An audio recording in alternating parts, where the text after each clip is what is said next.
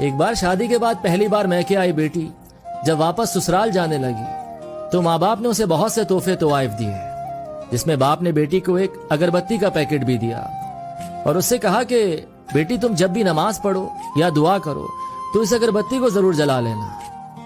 जैसे ही वो ससुराल पहुंची तो सास ने बहू के घर से आए तोहफों को हसद भरी निगाह से देखा और जब उसकी नजर अगरबत्ती के पैकेट पर पड़ी तो मन ही मन में हंसने लगी कि भला कौन सा बाप अपनी बेटी को तोहफे में अगरबत्ती का पैकेट देता है।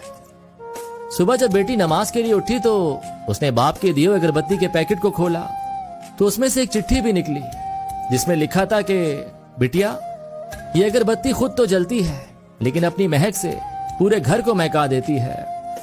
हो सकता है तुम कभी अपने शौहर से रूठ जाओ या किसी बात पर सास ससुर से नाराज हो जाओ, देवर या ननन की कोई बात तुम्हें बुरी लग जाए तो तुम मेरी दी हुई इस नसीहत को याद रखना, इस अगरबत्ती की तरह जलना।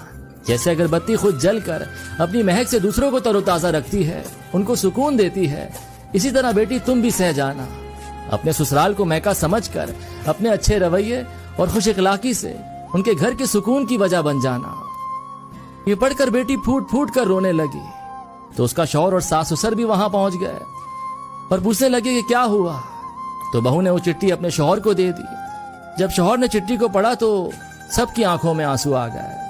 सास ने अपनी बहू को गले से लगा लिया और अपने बेटे से कहा कि इस चिट्ठी को फ्रेम करा लाओ, ये चिट्ठी किसी बाप का अपनी बेटी को दिया हुआ अनमोल तोहफा है।